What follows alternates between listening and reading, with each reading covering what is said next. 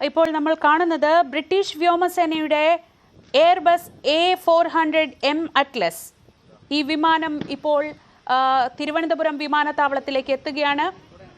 തിരുവനന്തപുരത്ത് കുടുങ്ങിപ്പോയ F-35B യുദ്ധവിമാനത്തെ അതിൻ്റെ പ്രശ്നങ്ങൾ പരിഹരിക്കാനാണ് ഈ വിദഗ്ധ സംഘം എത്തുന്നത്. ഇന്നലെ ലണ്ടന് 121 കിലോമീറ്റർ വടക്ക് പടിഞ്ഞാറുള്ള ബ്രൈസ് നോട്ടൺ എയർബേസിൽ നിന്ന് വൈകുന്നേരം 5:26 ടേക്ക് ഓഫ് ചെയ്ത ഈ വിമാനം ഇന്നലെ മെഡിറ്ററേനിയൻ സമുദ്രത്തിന്റെ സൈപ്രസ് ദ്വീപിന്റെ തെക്കേ മൂലയിൽ ആക്രട്ടീരി എയർബേസ് അവിടെ എത്തിയിരുന്നു നേരത്തെ തന്നെ.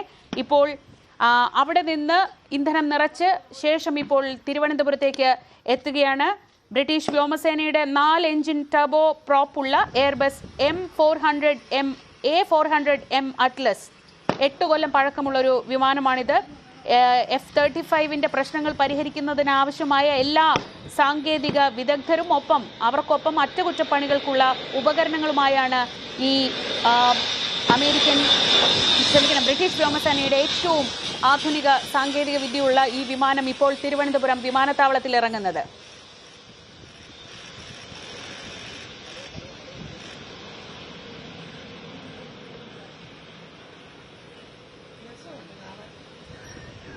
ജൂൺ 14 രാത്രിയാണ് തിരുവനന്തപുരം വിമാനത്താവളത്തിൽ അടിയന്തരമായി സേഫ് ലാൻഡിംഗ് ചെയ്തത് F-35B യുദ്ധവിമാനം. അന്ന് തൊട്ട് വലിയ സുരക്ഷയിലാണ് ഈ വിമാനം അവിടെ തിരുവനന്തപുരം വിമാനത്താവളത്തിൽ ഉണ്ടായിരുന്നത്. പക്ഷേ അവിടെ നിന്ന് എപ്പോഴാണ് സംഘം എത്തുക, ആ പ്രശ്നം പരിഹരിക്കാൻ ആവശ്യമായ സാങ്കേതിക വിദ്യ വേണം, ഒപ്പം അതിനുള്ള ഉപകരണങ്ങൾ വേണം. അങ്ങനെ ഒരു അസാധാരണമായ സാഹചര്യമായിരുന്നു ഉണ്ടായിരുന്നത്. നിലവിൽ 7 വർഷത്തിനിടെ ഈ യുദ്ധവിമാനത്തിന് ചെറിയ രീതിയിലുള്ള പ്രശ്നങ്ങളൊക്കെ ഉണ്ടായിട്ടുണ്ടെങ്കിലും ഇങ്ങനെ മറ്റൊരു രാജ്യത്ത് കുടുങ്ങിപ്പോകുന്ന ഒരു സാഹചര്യം ആദ്യമായിട്ടാണ് ഉണ്ടാകുന്നത്. സാരംഗ് സുധാകരൻ, ഇത് കേരളത്തെ സംബന്ധിച്ച് ഇന്ത്യയിൽ തന്നെ അപൂർവമായ ഒരു കാഴ്ചയാണ്. ഒരു വിമാനം കുടുങ്ങിപ്പോകുന്നു, ആ വിമാനത്തിന്റെ പ്രശ്നങ്ങൾ പരിഹരിക്കാൻ അത്യാധുനിക സാങ്കേതിക വിദ്യകളും വലിയൊരു സന്നാഹവുമായി മറ്റൊരു വിമാനം വരുന്നു. എന്താണ് വിവരങ്ങൾ?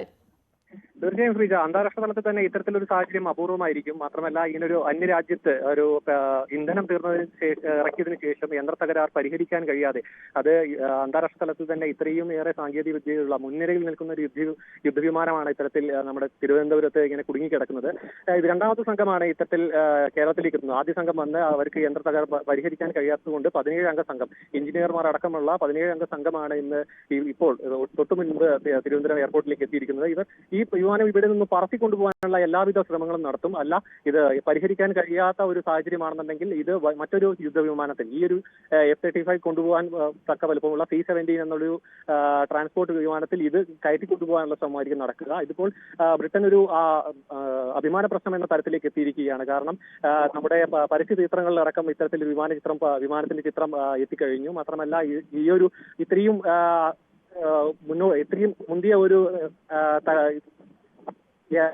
മുന്തിയ ഒരു ഫെസിലിറ്റീസ് ഉള്ള ഒരു വിമാനം ഇവിടെ നിന്ന് കൊണ്ടുപോകാൻ കഴിയുന്നില്ല എന്ന് പറയുമ്പോൾ അത് ബ്രിട്ടനെ ഏറ്റ വലിയൊരു നാണക്കേടുന്ന തരത്തിലേക്ക് കാര്യങ്ങൾ എത്തിയിരിക്കുന്നു. അതുകൊണ്ട് തന്നെ ഈ വിമാനത്തിന്റെ കുറച്ചുകൂടി വിശദാംശങ്ങൾ നൽകാം. നേരത്തെ ഞാൻ പറഞ്ഞു, ആക്രട്ടീരിയിൽ ഒരു വിമാനം ലാൻഡ് ചെയ്തിരുന്നു. ഈ വിദഗ്ധർ, ഇത് സൂക്ഷ്മമായി നിരീക്ഷിക്കുന്ന മാധ്യമപ്രവർത്തകർ ഉൾപ്പെടെ ഈ വിമാനമായിരിക്കും കേരളത്തിലേക്ക് പറന്നെത്തുക എന്നതാണ് നേരത്തെ പറഞ്ഞിരുന്നത്. പക്ഷേ ആ വിമാനം അല്ല പറന്നെത്തിയിരിക്കുന്നത്. ആക്രട്ടീരിയിൽ ഇന്ന് പുലർച്ചെ ലാൻഡ് ചെയ്ത ZM412 രജിസ്ട്രേഷനുള്ള ആ വിമാനം, അറ്റ്ലസ് വിമാനം അവിടെ തന്നെയാണ് ഉള്ളത്. മസ്കറ്റ് വിമാനത്തിൽ നിന്ന് ബ്രിട്ടീഷ് സേനയുടെ തന്നെ മറ്റൊരു അറ്റ്ലസ് ZM417 എന്ന വിമാനമാണ് ഇപ്പോൾ തിരുവനന്തപുരം വിമാനത്താവളത്തിൽ ലാൻഡ് ചെയ്തിരിക്കുന്നത്. ഈ വിമാനം ബ്രൈസ് നോട്ടണിൽ നിന്ന് കഴിഞ്ഞ വെള്ളിയാഴ്ച വൈകിട്ട് ആക്രട്ടേരിയിലെത്തി. അവിടെ നിന്ന് ഇന്നലെ ഉച്ചയോടെ മസ്കറ്റിലെത്തി കാത്തുകിടക്കുകയായിരുന്നു. അങ്ങനെ മസ്കറ്റിൽ നിന്നും പറന്നു വന്ന വിമാനമാണിപ്പോൾ തിരുവനന്തപുരം വിമാനത്താവളത്തിൽ എത്തിയിരിക്കുന്നത്. ഈ ZM417 മസ്കറ്റിൽ തിരുവനന്തപുരം യാത്രയ്ക്കുള്ള എല്ലാ തയ്യാറെടുപ്പും പൂർത്തിയാക്കി ഇന്നലെ തന്നെ ഉണ്ടായിരുന്നു. മിനിയാന്ന് തന്നെ എത്തിയിരുന്നു. അതിനുശേഷം ഇപ്പോൾ ഇതാ വിമാനം ഇന്ത്യയിലേക്ക്, കേരളത്തിലേക്ക് വന്ന് F-35B വിമാനത്തിന്റെ പ്രശ്നങ്ങൾ പരിഹരിക്കാനുള്ള എല്ലാ സാങ്കേതിക വിദ്യയും എല്ലാ വിദഗ്ധരുമായി ഒരു വലിയ സംഘം തന്നെ ഈ വിമാനത്തിലുണ്ട്. വലിയൊരു വിമാനമാണ്, നമുക്ക് ദൃശ്യങ്ങളിൽ തന്നെ മനസ്സിലാക്കാനാവും. ആ വിമാനമാണ് ഈ പ്രശ്നങ്ങൾ പരിഹരിക്കാനുള്ള സാങ്കേതിക വിദഗ്ധർ, ഒപ്പം അറ്റകുറ്റപ്പണിക്കായുള്ള യന്ത്ര സാമഗ്രികൾ അങ്ങനെ എല്ലാം കൊണ്ട് സർവ്വസജ്ജമായി. നേരത്തെ സാരംഗ് സൂചിപ്പിച്ചതിലൊരു പ്രധാനപ്പെട്ട കാര്യമുണ്ട്. കാരണം ഇത് അവരുടെ ഒരു അഭിമാന പ്രശ്നമായി മാറിയിരുന്നു. ബ്രിട്ടീഷ് സൈന്യത്തിൻ്റെ ഏറ്റവും അഭിമാനമായ F-35B ഒരു ഇന്ത്യയിലെ കേരളത്തിൽ ഒരു വിമാനത്താവളത്തിൽ അങ്ങനെ കിടക്കുന്നത് അവരെ സംബന്ധിച്ച് വളരെ വളരെ നാണക്കേടുള്ള, അല്ലെങ്കിൽ അവരെ സംബന്ധിച്ച് അതൊരു അഭിമാന പ്രശ്നമായിരുന്നു. ആ അഭിമാന പ്രശ്നം ഈ സാങ്കേതിക വിദ്യയുമായി ഇങ്ങനെ വിദഗ്ധരുടെ ഒരു സംഘം എത്തുക എന്നതായിരുന്നു അതിലെ പ്രശ്നമുണ്ടായിരുന്നത്. ഇപ്പോൾ ഇത് ആ സംഘം എത്തിയിരിക്കുന്നു. ഇനി എങ്ങനെയാണ് ഈ പ്രശ്നം ഇവിടെ പരിഹരിക്കാവുന്നതാണോ, അതല്ലെങ്കിൽ എങ്ങനെയായിരിക്കും മറ്റു നടപടികൾ എന്നത് ഇനിയായിരിക്കും തീരുമാനിക്കുക.